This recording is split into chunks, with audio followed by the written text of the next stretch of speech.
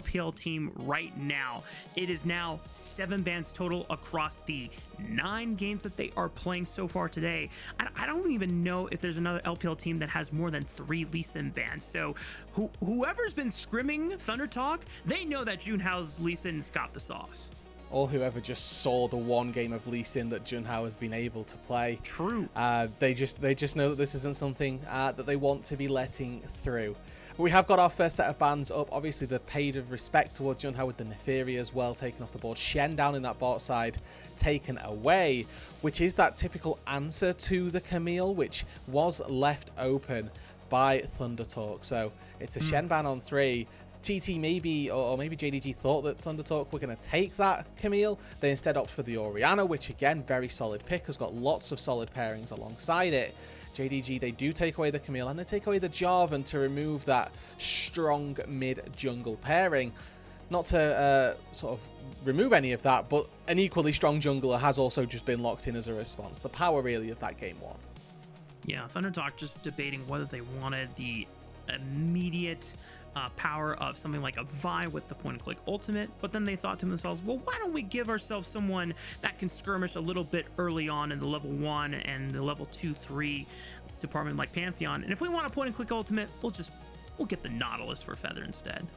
And I think that this Cassio here is a really big indicator of what TT are looking for. Already with the Nautilus, the Pantheon locked in, they're looking for dive. They're looking to go forward and not play into a miasma, into a petrifying gaze. But the problem that can come with that is that it means your composition is very telegraphed. Now, the lock has been locked in here by JDG, another assassin. So for JDG at the minute, they have got this very skirmish-centric composition where these short-order fights are going to look really good for them, where they can use all of their cooldowns on ward target, blow that target up, and then look to maybe get some resets as well. For ThunderTalk, haven't yet, I don't think, seen a bot laner locked in, and I think that that could be where they get a little bit of an edge if they look to try and find a pick that has a little bit more consistent DPS, something that can play at range, that can play safely, because we know so far Camille, Locke, Jarvan, they are all going to do the same thing. They're going to look to go forward as well and look to try and get some dives going.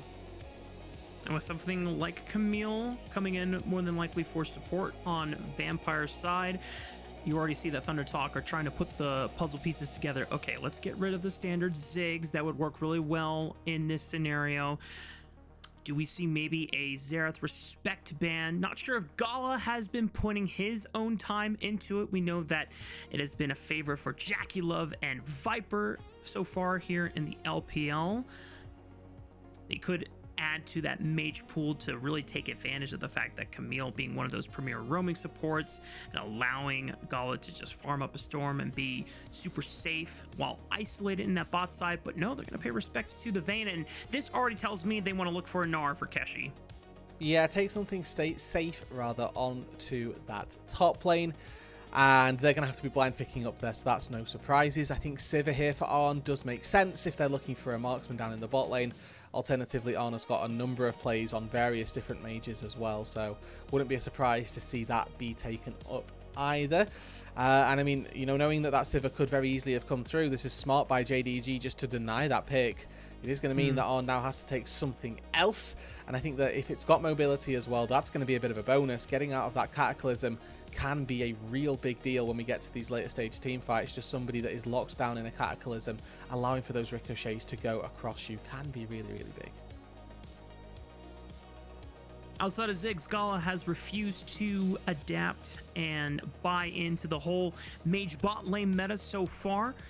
He's mostly been, I think there's one Syndra game that he's had picked up so far, but ThunderTalk, I mean, we know that On is no stranger to Draven in the past, but ready to throw it down here in game 1 of the series. I love the confidence coming out. Yeah, and I mean, you've now made the game all about you here as On, and that's fine. That's absolutely a-okay. It's just a question of whether or not TT are going to get punished for this. Remember, coming into the series, we were thinking that this is a game about the junglers. Who is going to have that impact earlier on? Buying priority in your laning phases with a really strong pick is a good way to ensure that your jungler can have rule of the roost here. So the Orianna notoriously solid in the lane, the Draven expected to succeed in this laning phase, and we'll see whether or not that allows Junhao the freedom of the bot side that he's going to want in order to put JunJia down. Because ThunderTalk opted in for a Rumble as their blind top laner of choice, JDG look at the field for the draft and they say, hey guys, Mbessa is still open and we're not playing into Renekton. So Xiaoxu, you know what? This is your time to shine. Hopefully you are able to hold it down against something like a Rumble, but the fact that you have a strong ganking jungler like Jarvan that can maybe help bail out the Mbessa of a bad situation, try and set you up for success. If Rumble ever does not have flash, that's an easy gank visit along with something like Vampire, but because you already put a highlight on something like you have a Draven in your bot lane, you probably don't want to play super far away from that lane. You want to play for the Draven's advantage and get him snowballing. This is now going to put an interesting question to the side of JDG. Do you abandon your Sivir and potentially let this Draven completely steamroll the game? Or do you accept that challenge and say, yeah, we want to play for the Mbessa and use the power of our roaming support to play for the top side? Maybe not just the Mbessa, but also trying to get this lock snowballed as well.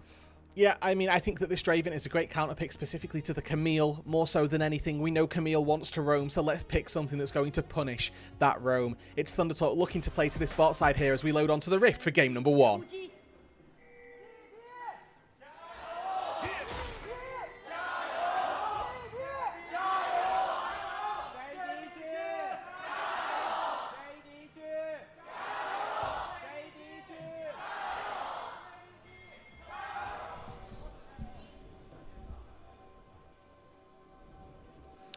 I also looked at some numbers here for this game number 1, Raafaa, as HongQ gets all 3 needles. Not going to be able to find the auto attack on to Heru, but at first Draven for On here on ThunderTalk this year. So taking this in a series that I think is really important for this ThunderTalk side.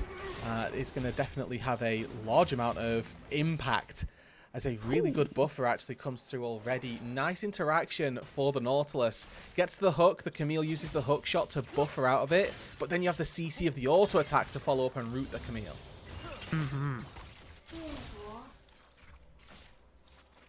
Other than Poppy, Nautilus has been kind of the de facto answer into trying and deal with the Camille's shenanigans in the lane. Best way to try and interact with it, or just try and prevent it from being such a nuisance, and the pressure of this Draven already getting so much value. Both of our junglers, though, pathing towards the bottom side of the map, recognizing the volatility that is at stake with something like this Draven. And it's so cool to see On step up and pick something so aggressive, so confident. We know that the last time that On had a major stake at play in Split 3 from 2025 was on that EDG roster that was trying to make a surge with Perukia's first debut. Meanwhile, mid lane, HongQ with the solo bolo. We've been missing a lot of that back from Split 1, but HongQ trying to show us up on that lock, and that's going to set the tone for JDG's early game. That's massive for JDG. Again, we were talking about the fact that these junglers are reliant on their laners to get them prior. Well, how about a solo kill underneath your own turret? HongQ, really solid performance on the lock early on, and lock so far in the LPL a champion that we've seen more lows than highs throughout the duration of this split. Maybe HongQ here is going to give us a bit of a masterclass. Very low win rate in the LPL so far for this champion, but HongQ, if he's able to take this snowball and leverage it to a clean game 1 win, would be a massive boon for JDG. Now, Junhao forced to back up Heru as he is trying to get his wave corrected. This is not a great spot as we take a look at the replay of this dive. Yeah, and I mean, Heru here just a little bit too far forward. Now with the Q down, we know that there's no dissonance available. All 3 needles connect. There's an igniting for HongQ as well, so he gets the reset out immediately after that kill has been found. Really clean, and it looks like they've repeated on the mid lane. Heru's dead as we come out of the replay there. Vampire using the Ignite, and no flashes used by anybody on JDG, so this is just an absolute slaughter. The fact that there's no flash on Heru, easy for JunJia and HongQ to set up the repeat rinse. And now ThunderTalk starting to realize, well, I know we want to play for Draven. We need to start accelerating the game now. Flash from Feather gets the response out of Vampire. Yeah, and I love Draven picks, but really don't know what's going to happen if a lock gets on top of them. And honestly, there's not too much you can do as Heru. You're just a little bit too far forward. We knew that this was a probability with the way that the wave was, and HongQ can continue to leave this wave here. Heru now going to be demanding so many resources just to stay stable. And that's going to mean that they can't give resources down to Arn, down to this Draven, who is the real win condition of this early game. Junhao going to have to just walk into this mid lane, break the freeze and force it. But looking at the map, we've got JunJia nearby, and they're beginning their roam as well. Flash from Keshi looking for the solo all-in onto Xiaoxu. That's an immediate flash return by the Ambessa. Make sure that there's no solo kill for ThunderTalk. Heru under fire once again. This time, because he has the full health bar, is able to at least absorb some of the pressure. But we already saw it from before. If you don't have a flash on Orianna, if you step past the mid wave and you don't see a Camille on the bot side of the map, well, you're done. If you die, that's your fault. Yeah, and that's looking like a real probability here. Once again, Vampire just lurking, making sure that HongQ can perennially hold this freeze. Heru falling further and further behind, not just in terms of CS, but in terms of experience as well. This is a real strong start for the JDG mid laner. Not to be confused with the CS lead that's accruing down on that bot side as well. With Vampire making that earlier roam and now a secondary roam into the mid lane, it has allowed for Arn to find some advantage over Gala. 300 gold in the pocket of the Draven, but for the Draven, for me, it always comes down to how that first kill interaction plays out. If the Draven gets a kill before he dies, that's how you begin the snowball. If the Draven doesn't, that's a problem. Oh no. Oh, it's over for Heru, and HongQ gets the E reset off the kill. This champion can be so oppressive to play against once he gets rolling. And to be quite honest here, Rood, if ThunderTalk wasn't playing against this advantage at the moment, they would have bot lane full control. On has the wave push against Gala consistently. Keshi is starting to slowly win the top side matchup, but mid lane has become such a chasm just off of HongQ's lock. You can't get any control on either of these side objectives so far. No, and I mean, this is a clear and apparent mid gap right now where HongQ could very well be the entire reason that this game ends and kind of paves the way for a very easy route to a game 1 win. Again, this wave not favourable for Heru, going to look to try and secure as much of the experience as possible, but HongQ is just constantly threatening. Not going to be able to land as many ritual nails on that trade as possible, but that's okay. You don't need to hit them all. He's already done plenty of work so far. Yep, follows up, hits all 3.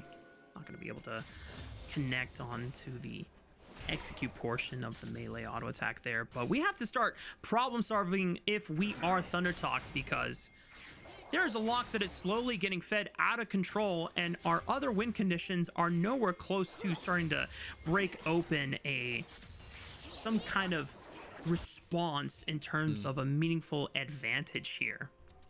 And that's the real part, right? There is just no response currently.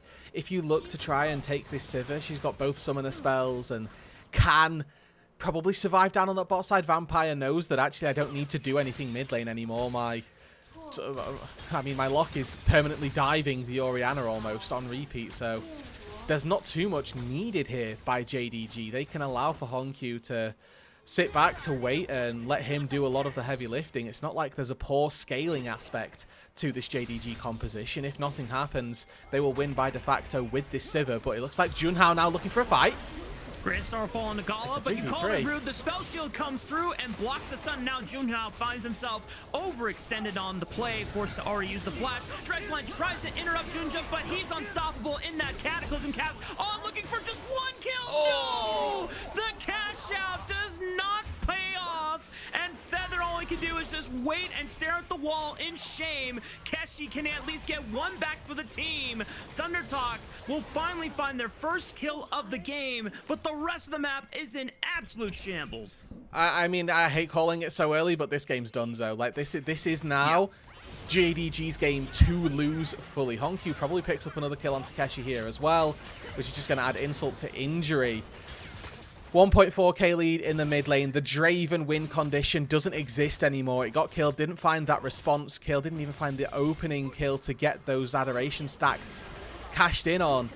And this is just such an easy play pattern for JunJia, it feels like, because they know that the Draven is the win condition for ThunderTalk. All they've got to do is sit and protect the Sivir. And ultimately, they can't get to follow through on this.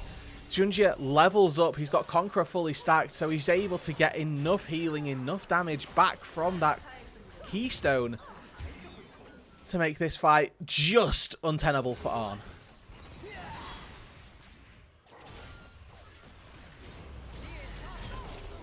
Such a tilter for ThunderTalk.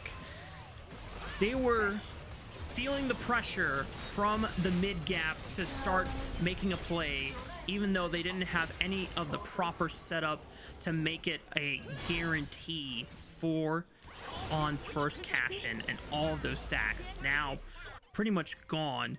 He can slowly build them up, but as you called it out, it is just going to take way too much time for Draven to build that up again to a point where ThunderTalk could meaningfully look for a way back into this game. And now Junhao is going to face the wrath of HongQ's lock. Feather, though, buys enough space, and Vampire might be a little too extended.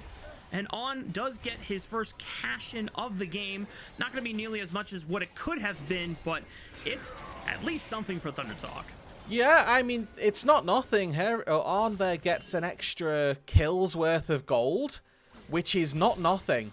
On that play, we'll now be able to go back to base, pick up the completion of this serrated Dirk.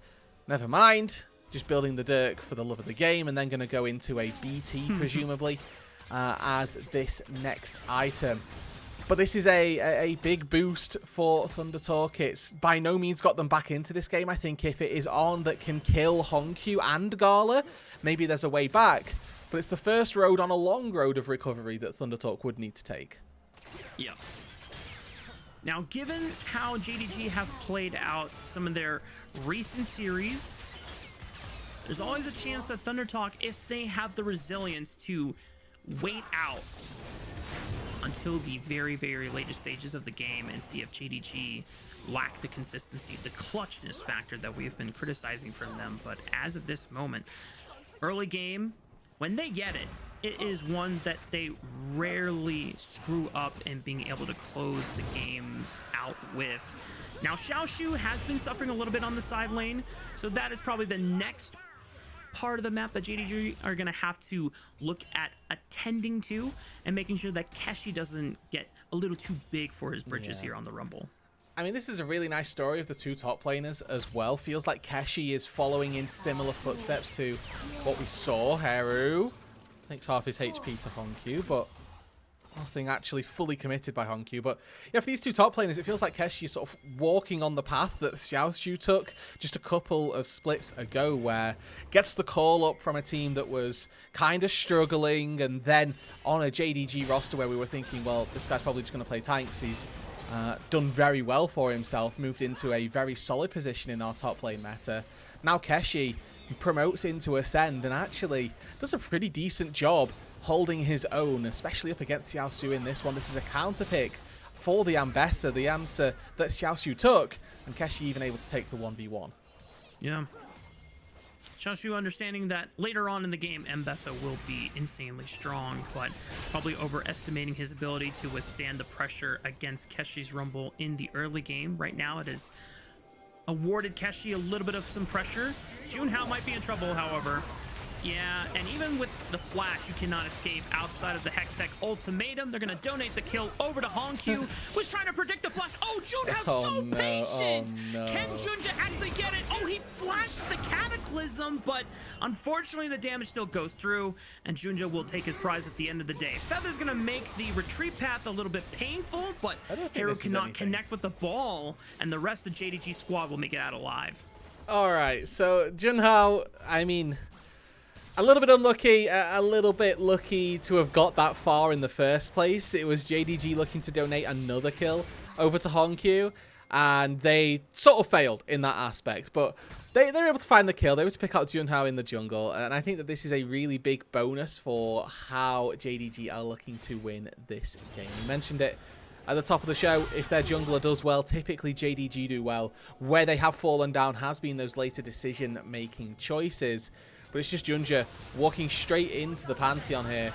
Gala throws in a boomerang for an assist. And then let's take a look at what actually happens here, because they're trying to donate the kill over to HongQ. He expects the flash from Junhao, so throws the casket over the wall. Then Junhao realizes, hold on, I might be able to actually flash to get away. JunJia, oh damn, well I've got to flag and drag to get over this. It's the W from Junhao takes him out of the Cataclysm, so he doesn't take the damage from it, but he still goes down anyway. Now Keshi is about to feel the wrath of HongQ once again. Equalizer does a decent amount of damage and stalls HongQ. Wait a minute, Junhao sees the opportunity for a big shutdown. That's 1k gold in the bank going into the pockets of Junhao, and now the rest of ThunderTalk is starting to swarm on in. Xiaoxu has overestimated his welcome here. JDG just got absolutely clowned by ThunderTalk. Yeah, and I said this was their game to lose here, and they're doing their best efforts to try and make that happen as they throw 3 people into a 5 members of ThunderTalk. Lose out on all 3 of them there. HongQ not able to get the one shot onto Keshi, who buys time beautifully with the flash. Now the Herald going to be the response. JunJia sniffing around, trying to steal this one away. There's a TP in response as well when they want to. So ThunderTalk actually able to get this. Junhao going to need to be escorted out, but we'll be able to walk away with that neutral objective. JunJia was looking quite menacing, but was never going to send it into both a Pantheon and an Orianna. Just making sure that Junhao at least felt some sort of respect towards his opponent there. Now JDG, we'll see if they can clean things up and make sure not to throw away the lead that they have as we take a look back at the replay. Yeah, so it's just really good time bought by Keshi, able to space HongQ really effectively with that flash.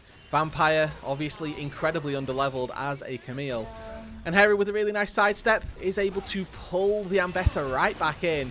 Good that this kill goes to On as well, who is currently struggling a little bit in that experience aspect, but might be able to secure a little bit of an advantage through those items. Now 2 kills for the Draven.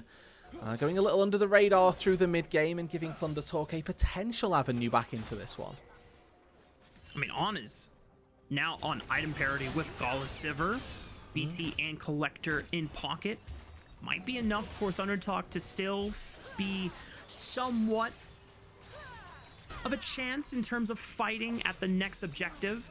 JDG have already picked up the first 2 dragons of the game, so would be essential for them to still cleanly take the Drake stacking, but they're starting to recognize the threat that ThunderTalk pose, and now it is JunJia who is seeding this dragon unless he wants to get into the pit and throw a little bit of a steal, but Junhao secures it. Shockwave right on top. JunJia just giving up his life, and that's another shutdown, this time into Keshi? the hands of On. And Keshi, does he solo kill this lock?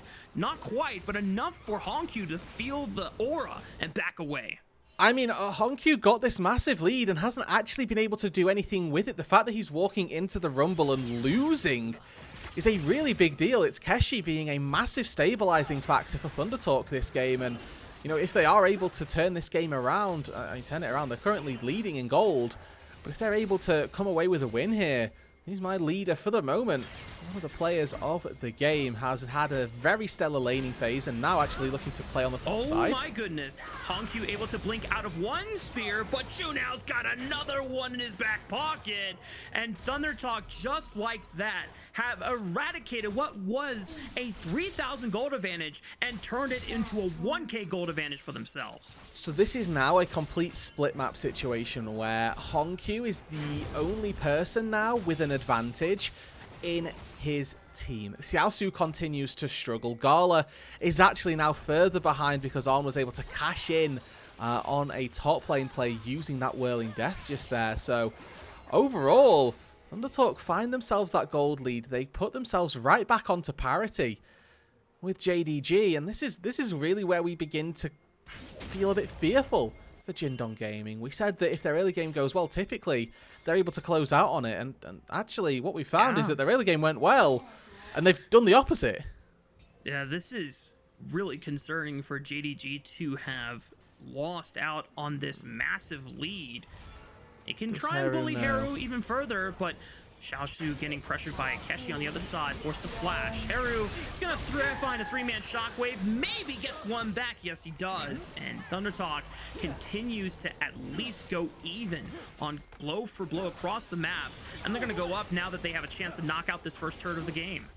Yeah, we'll see if they're able to find it first. That top turret, obviously very high on HP, so should just be picked up here by TT. Never mind, Keshi griefs by hitting the wave instead of getting it, but you know, it's a turret for a turret trade, and I think HongQ going to be quite happy that he's able to find first brick Rude. there I as also well. griefed. When I said first turret of the game, I should have said ThunderTalk's first turret of the game, because the first turret was in mid lane. Credit to Gala being able to take that out and being able to move across the map. But nevertheless, gold lead has been evened across the board, and JDG is starting to realize, all right, guys, we still have the means to win this game, but we need to not disrespect ThunderTalk anymore, because these guys have a little bit of that sauce when it comes to comeback potential. They definitely do. And they do still have a very, very real shot here, as we actually see Junhao summon the Herald into the mid lane for 2 plates for himself, and I think that's about as good value as they were maybe going to get from it. Could have looked to put it in this top lane, get a little bit more gold into the Draven, who's opting toward a Last Whisper of some choice, or of some variant, as this game moves a little bit later on. A lot of healing comes through from the lock, from the various items in both JunJia, Xiaoxu, and Vampire's inventory, so definitely good value for both Last Whisper items, whichever one it is that Arn ends up going for. But looking forward here, even if this game does continue at parity, I really like the scaling for JDG. Mentioned this a little bit earlier on, but Gala is an incredible marksman, is playing Sivir, and when we get to the late game, you can expect great things from this player in particular. I know that this split, we've been a little bit undersold by JDG and what they can do into the late game, but I'm always going to give a little bit of value to this Sivir as we move on to those late game stages and the power that she can do, power that she wields rather, in this late game situation. 50 seconds though on an upcoming Ocean Dragon, Raafaa, as it would be sole point were JDG able to get it. And because you are playing Sivir, it is so easy for you to just delete waves in the mid lane. But gotta be careful about how far you step up on the next one, since Nautilus is in the area and Junhao can always send it with the Grand Starfall, but right now his attention is turned towards bot lane, making sure that Heru is not caught out by HongQ's lock in the rotation, and this gives JDG the opportunity to go into the river and start taking out a lot of the vision that ThunderTalk had set up. So far, the advantage is on their side when it comes to having first move and having control of the objective. Being able to set up shop. TP's ready and available for the top laners. Keshi going to do this immediately, gets there first with Xiaoxu recalling first. There is a big flank available for Vampire. I don't know that TT have actually spotted this out, but this Camille is level 7 and will just get popped. Turning right onto Gala, flashing forward from Feather, but no one can get there until Junhao sends it into the backline. Blind Flash and takes out Gala. The rest of JDG Marksman are traded. all clumped up on the other side of the wall, and now the rest of ThunderTalk can regroup and try and realign. They've already lost out on, so no marksman for both teams, but Keshi is still strong on the rumble and ready to fire on all flames and all cylinders. Heru gets jumped on the Vampire. They try to turn around. Public execution run in the middle as well. Feather goes down, but Junhao can just clean up the pieces alongside his solo laners. Keshi having a massive game on the rumble, and Junhao continues to rack up the hit list. Unfortunately, it was HongQ versus the world, and the world had enough in the tank to take the rest of JDG down. In an AD carry for AD carry trade, this is winning to begin with for Jindong. The gold lead is in favor of Arn, but Gala does play this beautifully. Flashes out of the shockwave, which was on top of Feather's head. Ultimately, there's not a lot you can do when you get flashed on by the Pantheon, the Nautilus. And similarly for Arn there, he gets flashed on by Camille, Locke, Jarvan. Everybody throws all that they have at this Draven. And then from here, you would expect, well, we've traded positively in our marksman, but Keshi and Junhao, massive in this team fight. Despite the double knockups coming through from JunJia, they just didn't have enough damage left over. HongQ not able to find that assassination nor the reset means that actually it's a big win for ThunderTalk, and now they're the ones that are looking prepped and primed in game number 1.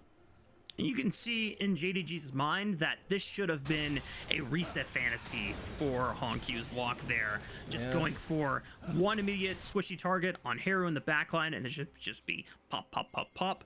But unfortunately for them, Junhao and Keshi, so much HP on both of their champions from the inventories that they've built up. Way too durable and just not squishy enough for JDG to just roll through them like flies. And now ThunderTalk find themselves with a 3k gold advantage, having successfully denied another soul point from JDG. 2 dragons apiece. They now maintain control of the topside river. I mean, this is a really big statement game by ThunderTalk. I mean, so 8 minutes in, I was calling this one as over just based off a snowball of HongQ. They're looking. HongQ's ultimate goes wide. Junhao is able to deflect JunJia and take him down back to the graveyard. Junhao trying to absorb damage as much as possible, but he's got a GA, so he's totally fine. On gets a cash into. The rest of ThunderTalk are just rolling through JDG like they're a bunch of dominoes, forcing the blink from HongQ, but Junhao's sending it all the way into the base. He doesn't give a damn. He wants to get kills onto the Lock and prevent the reset fantasy from even happening again. Junhao just has to wait for the minion wave to push on in, and ThunderTalk can do no wrong as they see it. They're going to turn their eyes to the Baron now. No, and all of that commitment onto the backline, TT are able to survive very, very easily. They're going to get the Baron. They even leave the tier 2 turret up in the mid lane, knowing that the higher prior objective is to secure that Baron. With respawn timers at this stage in the game still relatively low, they do need to be careful that they don't get caught out here, but JDG successful in losing out on pretty much everything. ThunderTalk successful in securing that Baron, and it's JunJia who spots the initial angle, but a massive hook from Feather catches the Jarvan mid-flash. Junhao's looking this entire time to try and get into the backline, as JunJia can never do anything. He doesn't get the Cataclysm off at all. Keshi, great Flame Spitter across 3 people this time, flashes on top of Gala, takes the Sivir completely out of this fight. And then the rest of ThunderTalk just rolling through, but this is a massive hook from Feather to start that play off, and a massive follow-up from Keshi to keep the damage going. Astounding to see ThunderTalk at, what, 8 minutes into the game be down nearly 3,000 gold off of the back of a failed dive in the bot side of the map. HongQ picking up his 3rd kill of the game, and only Keshi getting any semblance of hope for the ThunderTalk squad, just to be answered by HongQ picking up that kill on the top side of the map.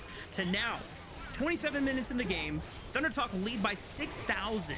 Can easily back off with the Baron at any point to look for that 3rd dragon of the game. Junhao, the target now, still has a GA, so he can buy some time. Teleport coming in. ThunderTalk believe that they can turn this one around, and Junhao definitely has the time to be able to stall for it. Heru wants to look for a shockwave pull. HongQ blinks. Heru looks for one, finds Vampire in the next, and now HongQ is going to be the next one on the chopping block if he can get in range. Double kill for Heru as he exacts his sweet took revenge from getting solo killed in the mid lane just 20 minutes ago, and ThunderTalk are ready to open up the base. A cathartic double kill for Heru as he rolls down the mid lane alongside the rest of ThunderTalk. 2 members dead. I think the good thing for Vampire is that he's so underleveled that his death timer isn't particularly long. He can come back quite quickly. Mid inhibitor is going to fall 30 seconds now on an Ocean Dragon. Soul point for whoever gets this. Not likely really that this game does go to a soul. But now for JDG, they need to reassess, they need to reevaluate how they actually win this game, because I don't think it's through getting onto the backline and getting damage down onto Arn. As much as this Draven, yes, hurts, absolutely. I think that the best way that they've got to try and take this game is through Gala. Maybe down 2.7k gold, but sat at 3.5, nearly 4 items on that Sivir. Almost the highest level on his team as well, and is just the best surefire way to get this team a win. HongQ had such an advantage in the early stages of this game, but now even levels versus Heru just doesn't feel like that snowball has been actualized in any real way. There's a Jarvan somewhere in this jungle. ThunderTalk, did they see him? I don't think so, but JunJia is not going to wait too much longer to spring a trap. Just going to take his time to recall instantly. ThunderTalk just picking up their 3rd dragon of the game off the back of that siege. And like you said, Rude, it is just, it's quite disappointing to see JDG. We've already talked about their inconsistency when it comes to late game decision making, but this is an early game that they had dead to rights. Yeah. Just kind of tossed aside. And I would have to really look back to see if there was any way they could have planned around the 5-man gang squad that ThunderTalk poised on the top side of the map, which was the beginnings of that return of a comeback. But a part of me feels like JDG had to have been able to predict some of this coming, and a little bit of complacency. Like, ThunderTalk definitely deserves credit, but part of me also just expects better of JDG. Yeah, and they kind of need to do a little bit more. I mean, this was the Lock Fantasy start where you solo kill your mid laner. Heru's 0-3, 8 minutes into the match. Feels like JDG aren't used to playing with that lead or know exactly what it is that they need to do. I think that now it's about changing that script, working out what it is and how they win from here. And Gala is for me, that large carry factor. But let's talk about ThunderTalk for a minute here. 1-2 in series score, but with a really good set of games versus both TES and BLG, who they lost to, and then a pretty dominant victory earlier this week. They look like an incredibly solid team here in Group Ascend, and whilst they're currently 1-2 sat in the bottom half of the standings, I don't know where their actual true power lies. If they've lost to our top 2 teams, I'd be interested to see what they look like when they're playing up against a WE, up against an AL, and see where they fall in that pecking order, because I mean, so far, they, like I say, lost to our 2 MSI representatives, but has sort of done very well against everybody else. I do wonder what the true power level of this ThunderTalk roster is. Yeah, for me, the most similar comparison that ThunderTalk kind of have is to WE. We both look at Junhao and Monkey as being jungle stars from their team, very, very young in their career, both effectively their 2nd/3rd year as starting junglers in the LPL. And you just to think that both of them have been able to surge at such a great time where jungle can be super strong. And we highlighted that this maybe wasn't going to be the game where jungle was going to be the big focus, yet Junhao still finds a way to be one of the driving factors for the comeback, and a prominent enough of a threat that even if you kill Draven, this Pantheon still is going to roll heads as well, and JDG cannot simply ignore it as the Baron has been started. Vampire takes a massive chunk. Feather's going to start up the engage right onto JunJia's head, and they just knock him up and knock out the GA from his inventory. JunJia leading the charge once again. He doesn't have GA this time around. I take that back. He had it respawned again, and the rest of JDG can't even finish off the Pantheon. The public execution gets himself executed, and On is just knocking out one after another, slicing them down to size, picks up the quadra for On, and Junhao pumps his fist in the air. A massive comeback for Thunder talking about? That's how you first time a Draven in the year from On. Got bullied in the early stages of the game. Ends the game with a quadra kill. TT lead the series 1-0 with an impressive start, and JDG are gonna have to lock in quick, Rood. Absolutely. That was, again, a game that JDG had full control over. They were 3k up 8 minutes into the game, 2-0-1 locked, 0-3 enemy mid laner. They had all of the tools to come out and win this game. Unfortunately, they did not know how their snowball was going to go. They weren't ready. They didn't plan for this. And as soon as they sent a play in the top side, it felt like a formality to them that they were going to make it work. They didn't account for where ThunderTalk were, the response that they could have on the map. That play in the top side, the real big turning point for ThunderTalk.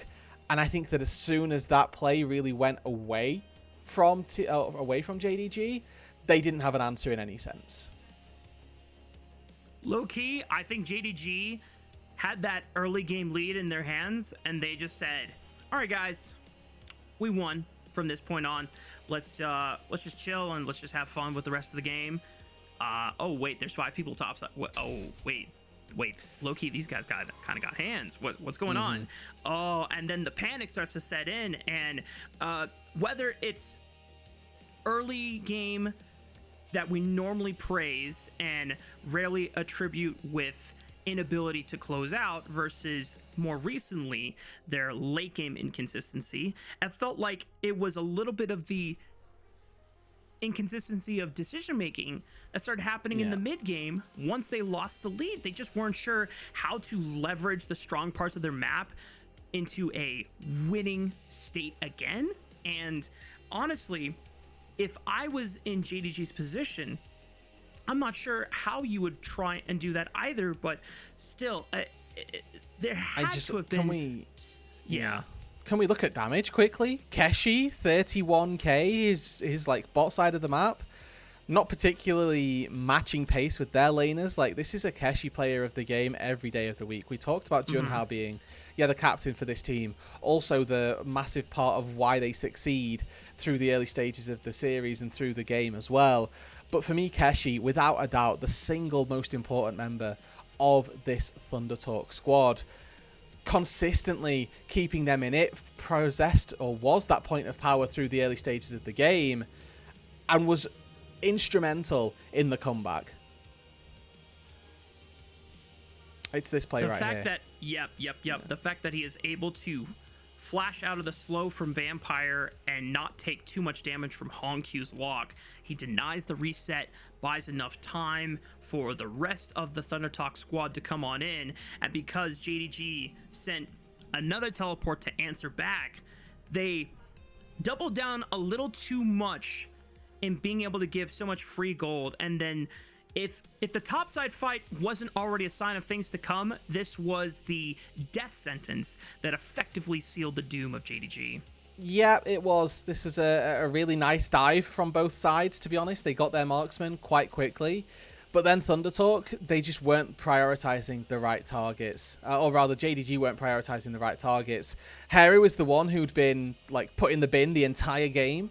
You shouldn't be focusing the Orianna in this fight, especially without a shockwave as well. It's just not the right target, especially with Keshi ready to rule the roost, with Junhao doing so much work as well.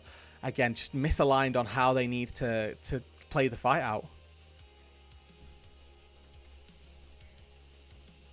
Obviously, this is just one game of the series, and, you know, if we fast forward a couple hours later and we find out that JDG are the ones that are victorious after the series, you know, we might be, based on what kind of praise we might continue to say about ThunderTalk afterwards, it might look a little redundant, but it is really fascinating to see ThunderTalk being one of our 3 teams that was in Group Nirvana, the past split, and even before then, they were one of the teams in Group Perseverance to start the year, but we felt like they were like the one team that shouldn't be in Group Perseverance because they were just, quite frankly, not at the same level as their competition of NIP, WE, and EDG. we thought EDG was supposed to be the most fearsome team to come out of the non-group ascend squads to start the year off.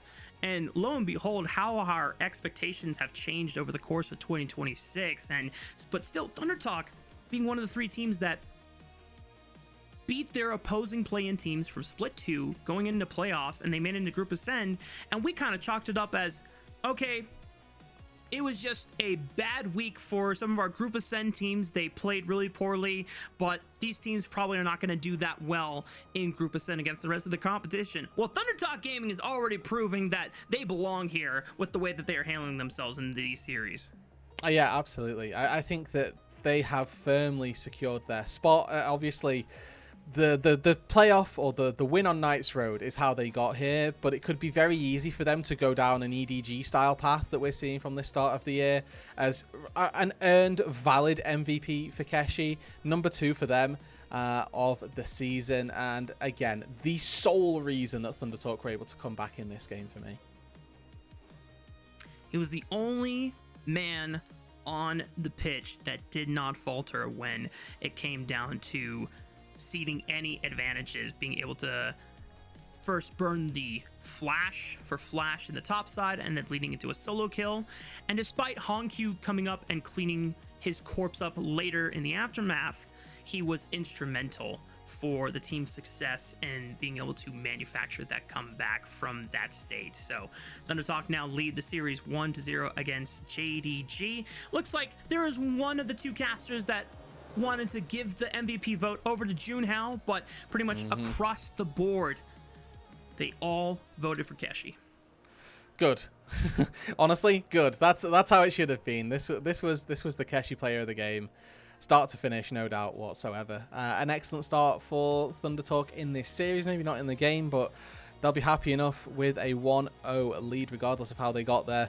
Not to be repeated, obviously, in game number 2, Fearless means that Heru can't get solo killed by Locke in the first 3 minutes of this game.